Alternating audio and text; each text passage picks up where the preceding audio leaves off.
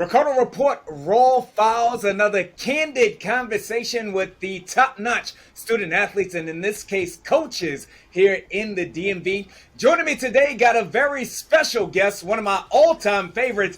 I like to call him Derian, and you might know him as Coach Derian Quick. Coach, that is now head coach of the Carroll Lions. Coach, thank you so very much for taking a moment with me, bro. Absolutely, absolutely. Always love talking to you, Chad. And I told you, you'll be the first one I talk to online on video. So, we here.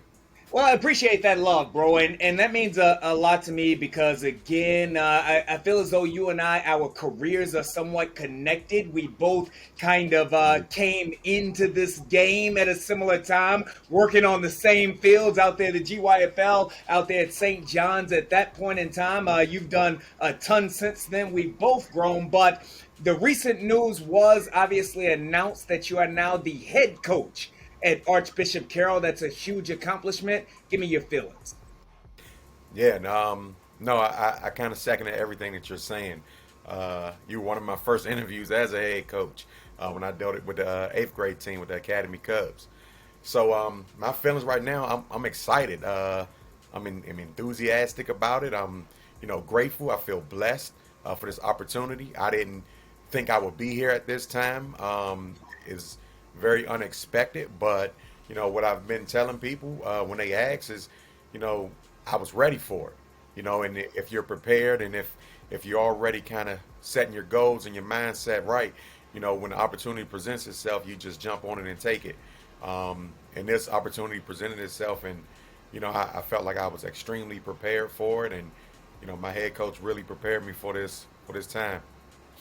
I saw an interview with Will Smith back in the day. I got a few years on you, so you were probably like still in high school at this point. But I saw an interview with Will Smith. He said, "If you stay ready, you don't never got to get ready," and that's what I feel as though you're saying right now.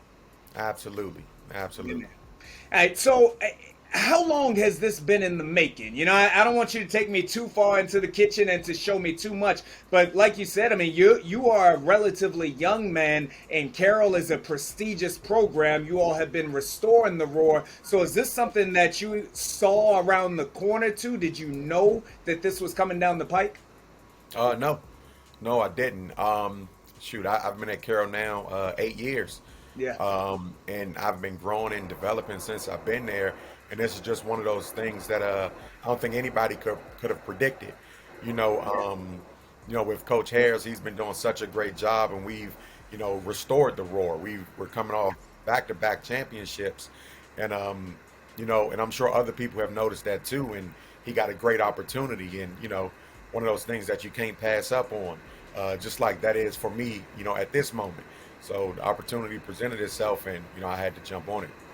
I'm a huge fan of Coach Harris, of course, a Carroll alum. When I first started in this particular industry was his first year coming back to Carroll once that program had truly fallen on hard times, and he told me then that he was going to restore the roar. I didn't really think that was possible because there was not only was there no roar in the Lions Quick, but I don't even think you all had teeth back when Coach Harris told me that. But he has been able to do that both in the wins and loss columns as well as with the quality of young men that walk on that football field wearing the green and gold. What has he meant to you as a person and as a coach?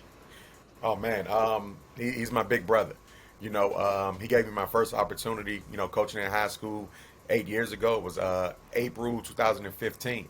I remember that day like it was yesterday. I was coaching, Patuxent Rhinos, and we were winning championships back to back to back there.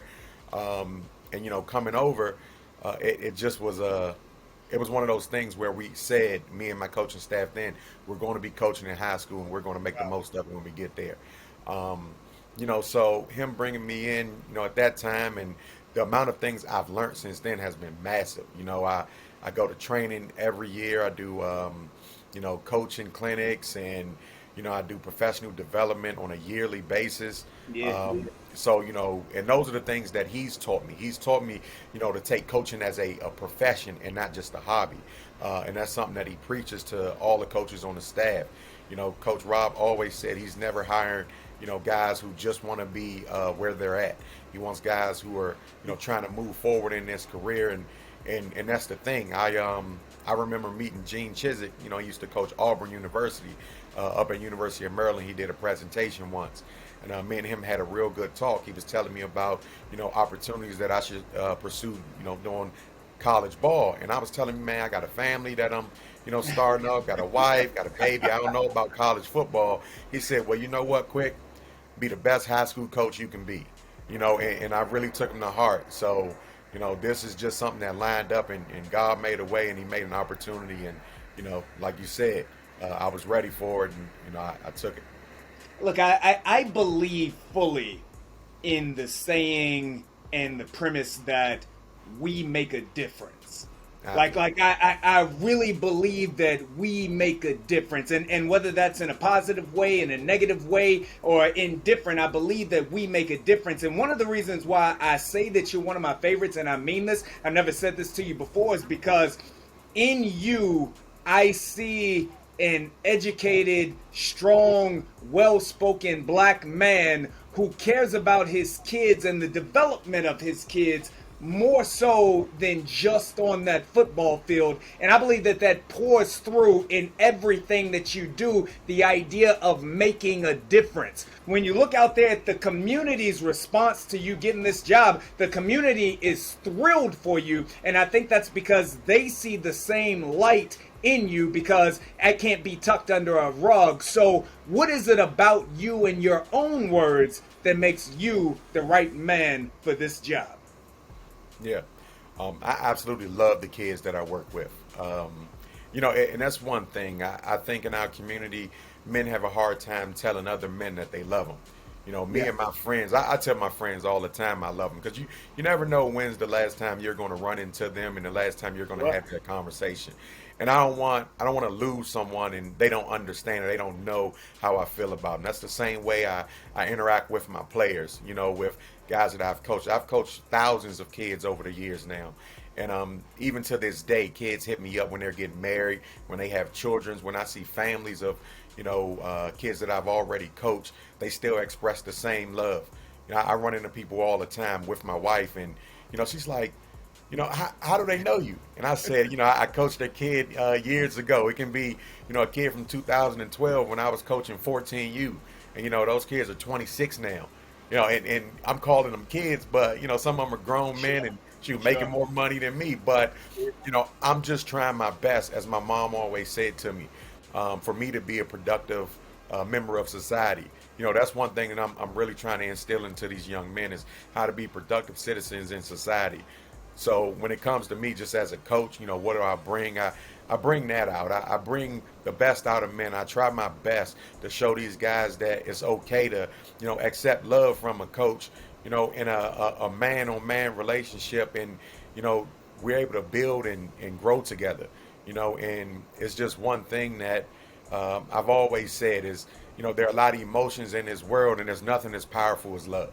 Wow. And that's one thing that, I want to instill and bring to this community. And I think it'll help out our city. Our city is really going through rough times right now. And, I just want to do my part to help out in a small way, help out as many as I can. And hopefully when I help someone, they help someone else. Back in the day, they used to call it each one, teach one, I think was in these. And that's something that I definitely want to make sure I keep going. I want to show them exactly who I am, my personality, and what I bring to the table. And hopefully that rubs off on, a few guys, and, maybe they'll become coaches or teachers or influencers one day to help keep bringing this community, where we want it to be. Look, I tell you what, Quick, that right there, that's what we like to call a mic drop moment. It would be perfect if I just ended the interview right there, but I'm gonna go ahead and mess it up and ask you one last question here. So, you all already restored the Roar. The Roar is restored. You spoke about this a moment ago. Multiple spring league championships for your youth squad, so you're building that up from the ground up. 2 years ago, you all won the WCAC. This last year, you won 2 years ago, you won the DCSAA. This last year, you won the WCAC. Make sure I get my facts right. What's happening next? Where does this program go from here to get completely over the hump and to potentially win all of those bags in one season? I would be a fool to sit on here and try to make bold predictions. Well, quick, that's what I like to do. That gets the views, baby. I understand. I understand. But I'm not new to this coaching game. And for me, I really want our guys to compete. We were fortunate these last few years to, have a Anton Harrison and a Nicholas Harbor. You don't get a bunch of 4-star, 5-star athletes who come out and, first round draft picks. That's not something that everybody gets. So it's always about those Jimmys and Joes. And for us, we just want to really compete, and going over the hump and actually success is going to look different. Like I said, I want these guys to be productive in society. So guys coming out, like a Jamal Mungo with a 4.1 plus GPA, that's success. That's what get us over the hump. Like you said, the roar is restored, but maintaining it and excelling even more is what success looks like for us at Archbishop Carroll. We want to, bring that name and that legacy back, and that tradition that, was here in the early 90s and the 80s. And we want people to respect us when they ride up North Capitol Street, say, that's Archbishop Carroll. And, they'll never say it again that we were lions without teeth. They know that we were always with that. So just actually being, being mentioned in a sentence, and, with the likes of, all the great teams. We just want to be that. We just want to be, looked at and respected. And I think that's the biggest thing, is we demand our respect. And at the point, I think we've got it, but we got to show people that we still need it. That's what's up. Coach Quick, new head coach of the Archbishop Carroll Lions, and far more than a coach, a true advocate for the student athletes and for the community. We make a difference. Coach, thank you so very much for stopping by and talking with me. Thanks, Chad. Thanks for having me. Ricardo report, bruh.